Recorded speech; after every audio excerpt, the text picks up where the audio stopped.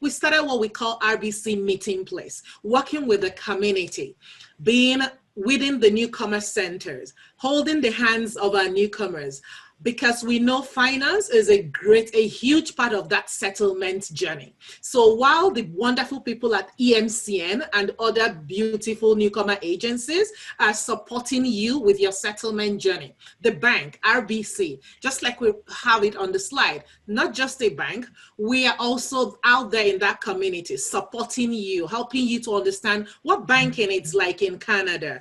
How do I manage my credit not to get into trouble? How do I buy my first home? So it's all about the advice and the education, and you can take the information you've got and then go to your bank and know what to tell your advisor coming from the side of knowledge at that point. So that is the whole essence of RBC Meeting Place. So this is what it looks like, nothing like the branches. So there are no cash or teller transactions. So in our meeting places, usually you will find about 3 people, 3 RBC team members working together with the newcomer agencies. So this is the very first of the Meeting Place team, and this is Brampton, Ontario.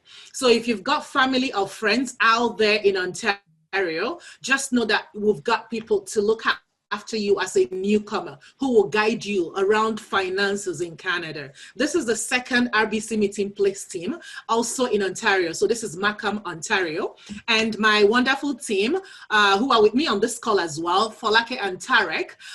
This is the Edmonton team, started precisely last year, June, in partnership with RBC, with Edmonton Mennonite Center for Newcomers. So we are located within the building. Prior to COVID, you will find us there, like you can see on the left side, doing this advice event. We also help newcomers in over 240 languages. So in my team alone, the 2 people in my team, they speak Arabic and French as well. However, on our iPad or on our tablet, we have our language partners. So no matter the language you want to understand your banking in, we can support you in over 240 languages. We'll do a FaceTime with a language partner in your own language, okay? So, and this will be the last RBC Meeting Place team, the newest. This is BC, so it was just established recently. So this kind of concept, we also have it in campuses. So if you have friends or family newcomers in McEwan University or U of A, just let us know. We've got people who can really help them understand banking the way they want to understand it, no matter where they bank. At this point, I would like to welcome to this virtual stage our wonderful RBC manager for business markets, Matt Pedwell, to take it away from here. Perfect. Thanks so much, and good morning, everyone. First and foremost, I just want to thank Komaljeet for arranging this session, and then everyone that's attending on the line for carving out that time today to get some, hopefully we can advise and educate on just a couple of the nuances and different steps to opening a business in Canada. So my name is Matt Pedwell. I'm the manager of business markets for Edmonton North.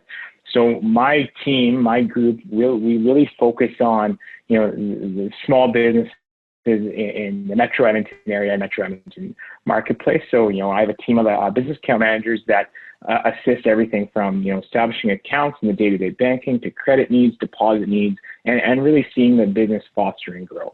I am pleased to be joined by 2 very well-respected, entrepreneurial spirited individuals on this panel who have a wealth of information and a wealth of knowledge to share.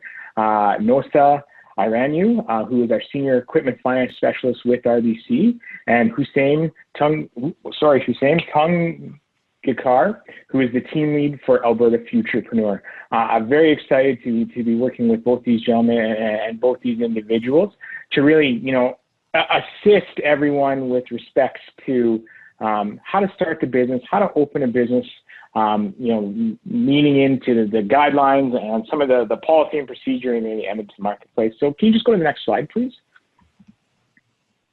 Perfect. So, for our agenda today, so we're going to have Nosa take us through the first part here with respects to, the registration, the banking options. He's going to go through some of his history, from his entrepreneurial.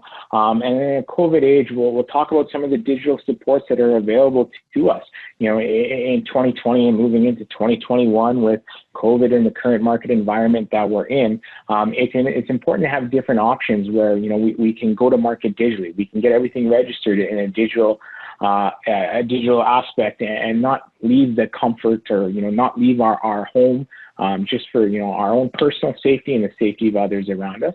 And then, lastly, well, I guess not lastly, but, then we'll turn it over to the Futurpreneur team, and they're going to walk us through a great case study and some great information on just things to consider when, getting that business plan, starting a business, and what that looks like from our perspective.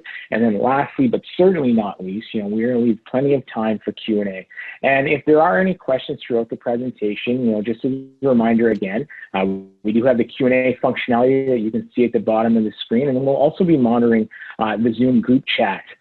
So that you have two different options, and I believe, between Alexandria and Komaljeet, you have a couple email addresses and contact information. If there's questions for follow-up afterwards, we will make sure that all questions are answered and we get you the information that you need. So without further delay, just get into the substance of the advice and the meat and potatoes of the presentation. Nosa, I'd love to turn it over to you. Morning, everybody. How you doing? Matt, thank you so much. Alexandra, thank you. And Hussam and Komaljeet, thank you very, very much. My name is Nosa, as I said. I work with the Royal Bank Equipment Finance team for Alberta. A little bit about me. My mom calls me a nomad. I'm everywhere. I've been everywhere. Basically, have a experience with banking in Europe, Africa, and now in Canada or North America. So it's been a long journey. I think about 15 years now doing banking in different aspects, and I don't regret one move at all. So basically what I do for the bank right now is I help to procure finance for equipment and maybe leasehold improvements for your new spaces. So if that's all I do in a nutshell. I don't want to waste time on that. My entrepreneurial journey began because I'm wearing three hats right now. I'm wearing that of a banker, that of an entrepreneur, and that of a newcomer to Canada, right? So I guess I'm the best guy to be talking today. Maybe that's why they picked me. So basically, my journey began as my mom had two stores in Yaba and Balogun Market. I say those words because I see some Nigerians here. So when I say Yaba and Balogun, you know where I'm talking about. My mom used to sell shoes and clothes. So as a 12-year-old boy, I used to go in and hustle clients or customers from the gate into the shop. So I'm pretty much used to door knocking. Basically, if you waited in the shop for somebody to come to buy your goods in Nigeria, then you're not going to sell anything for the day. So I learned how to do that. And that was where my journey started. I got paid from 12. You would say that my mom was exploiting me, but it's okay. I learned a lot from that. So that's how my entrepreneurial journey started. So we basically, I'm going to speak about a few things today. We're going to go straight through the slides that is here. So I will speak from the standpoint of a banker. I just need to quickly stress that there's by no means any rush or any push for you guys to bank with RBC. We're here to make sure that this is our own contribution to the community. No one's asking you to come to RBC. By all means, there are other banks out there, but we're just trying to make sure that we provide information. So business structure, right? Like I said, this is basically the first step to you determining to run a business in Canada, right? So you're either going to be doing a sole proprietorship, a partnership, or corporation. Sometimes there's a cooperative, but I'll just go with the three on the screen. So basically, sole proprietor, you guys know, is just straight up you working from your basement or from anywhere in your name. So basically, it could be a trade name, or Nosa trading as 65 events, for example. So that is very simple. You just need to basically go into registry or do it online. And I think about $76, you're registered in 5 minutes. Now, what that provides you is you're starting a business. You're the same as the business. So there's no legal separation between the sole proprietor and the business. So basically, if Nosa is the business, if I sold coffee for a living, this is me and coffee. We're the same thing, right? So the big thing with that is advantage is very simple to start, very simple in terms of paperwork and all of that stuff and accounting. But there's one huge thing is there's no separation of legal liability. So if my name is on this coffee and I'm a sole proprietor, if you drank my coffee and got poisoned, you can sue me, right? That's the one step for sole proprietor. So that's the one style, very easy to start. You go in and it's done. Now, the corporation, which we call the limited liability in some countries, in America, it's called the LLC, Nigeria Limited Liability, England, Corporation and Limited Liability. Is basically it's the same business, selling coffee, but then it's separate between the owner and the business. So basically, there's a legal liability standpoint where if you drank my coffee, while with the same analogy, I don't get sued. It's just straight up. It's two different businesses, right? With that, it's slightly more difficult, more challenging to set up. Still the registries, but again, you have some work to do with the CRA, registrations and all of that, right? So a partnership on the third hand is normally between 2 and 20 people. It's seen in professions like the law, accounting, and all of that stuff. As the word says, it's just 2 to 20 people coming together, agreeing on the terms of business, and they form a partnership. Also, friends can come together and form a partnership. I have a few friends who came together and bought a business and they put it under a partnership. So that's just basically what the different types are. Now, registration and licensing. Now, I dare to say that this is the best time to start a business, or the best time to be an entrepreneur, but someone might slap me in the face because of COVID, right?